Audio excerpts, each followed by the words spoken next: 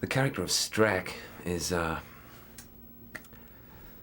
suppose he's quintessentially what would be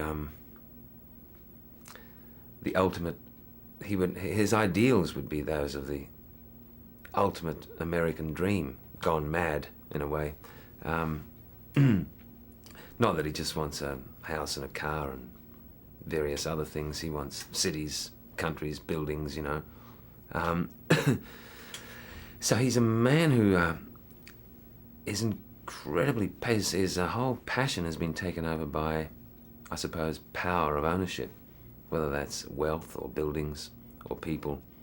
You know, running for mayor or president would be a Sunday outing. He's not, he would rather rule the planet than, so he's, you know, tipping the scales of megalomania in a big way.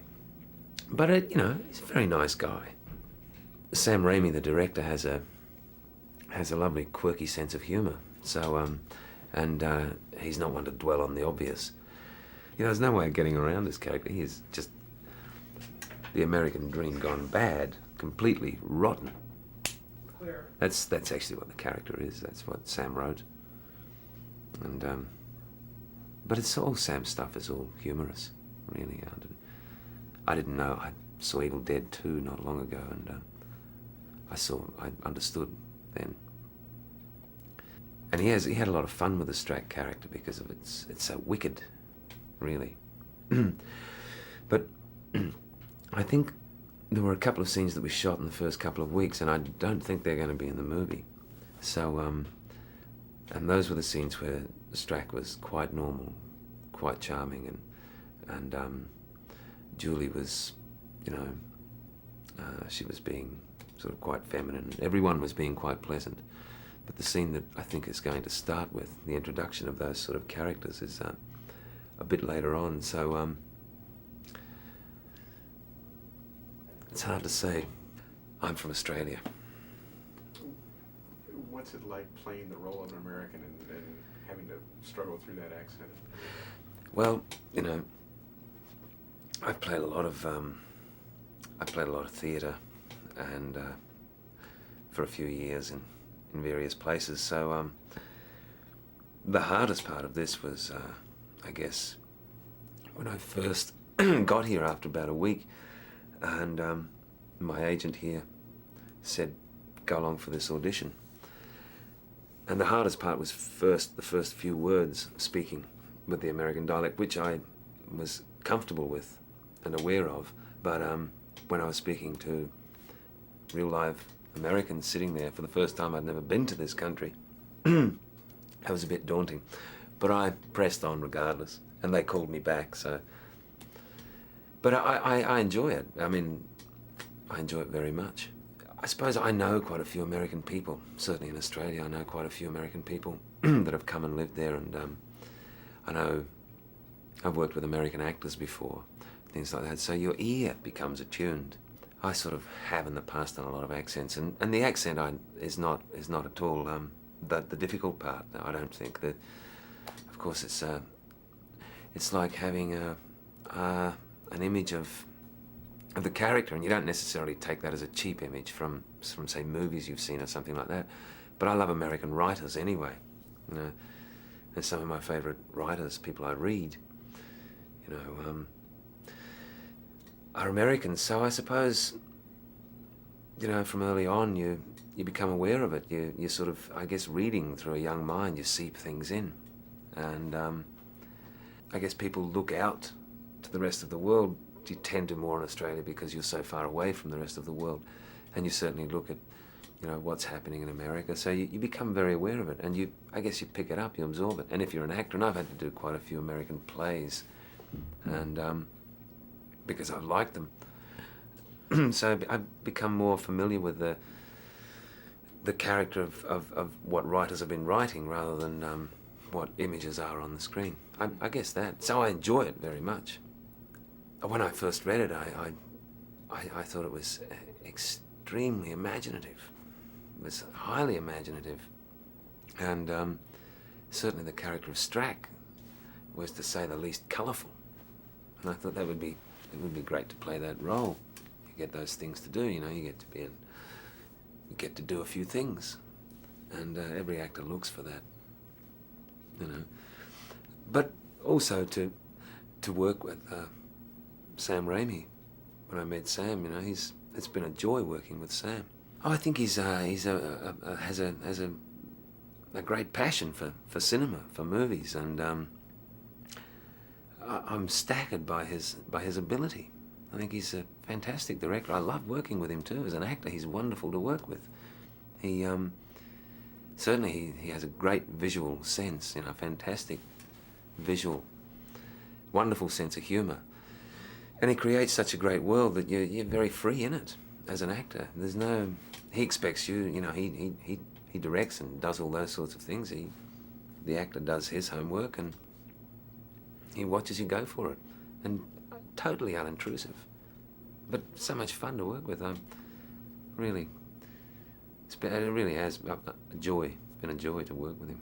I haven't done much with Liam, but I've spoken to Liam and we've started doing some work. Now he's fantastic. He's great. He really is. Oh, and Fran McDormand, both of them. It's been fantastic working with them. Wonderful people. And Liam is he's certainly got a job. He's just tackled it. I'm full of admiration for the way he's tackled the job. It's great working with Fran because, well, for me, you know, because you know that I've been acting for a few years, not that many, but you know how bad you can be yourself, and you know how hard you can make it for other actors.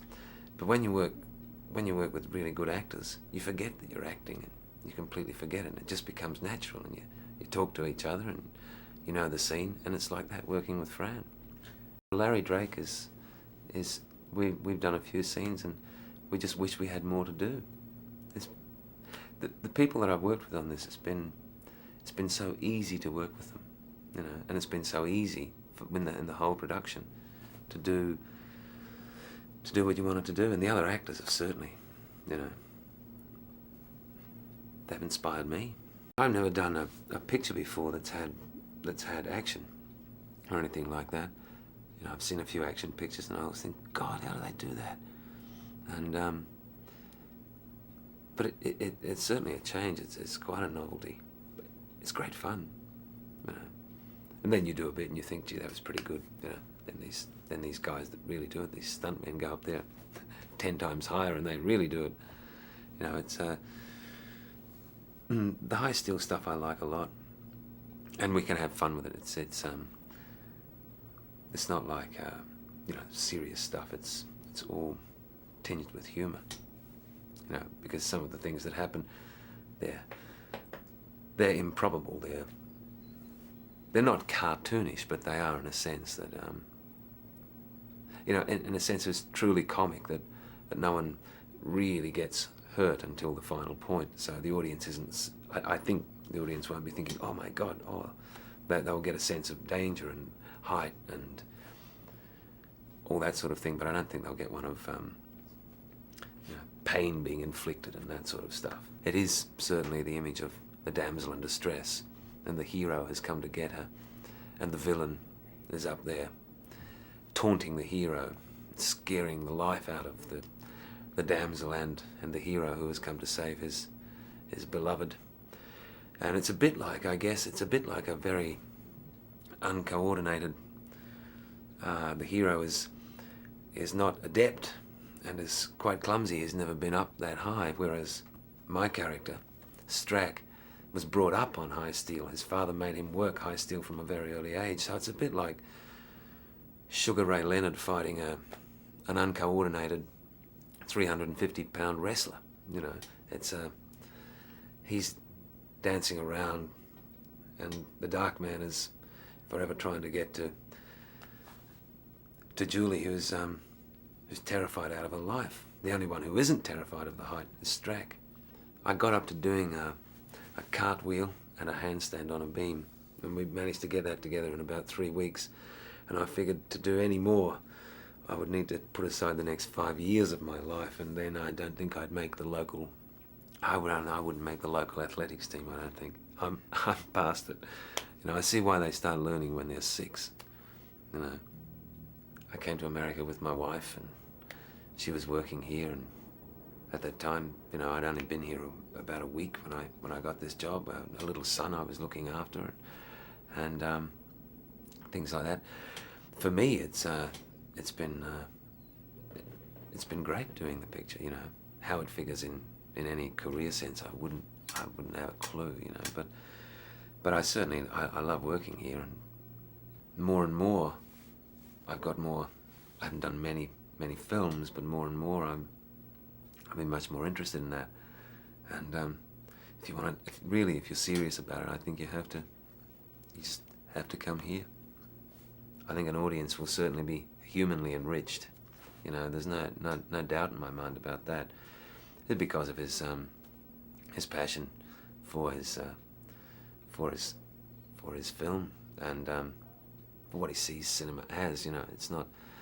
He really does have, and that alone would certainly infuse me as an audience. But speaking for the others, the quality of the cast certainly, you know, from my experience with them, I think the audience will be engrossed in the whole film, and they'll certainly leave feeling. I think they'll leave feeling wanting more, you know, and you know, all those things. They'll be on the level. I believe it will work. I certainly believe it will work. It's like a child's pleasure, you know, a compelling sort of pleasure, and because of certainly the performances I've been seeing, you know, there's a great realism there. So it will be like a fantastic story. You will be drawn in, and I always think with stories that you know, they're always life enriching. You always, maybe that's corny to say it, but you know, you get out and you just feel the world's a bit bigger, life's a bit bigger. Maybe you know, and that's a good thing. That's a worthwhile thing. I think Sam's certainly got that to offer. That's what he does offer.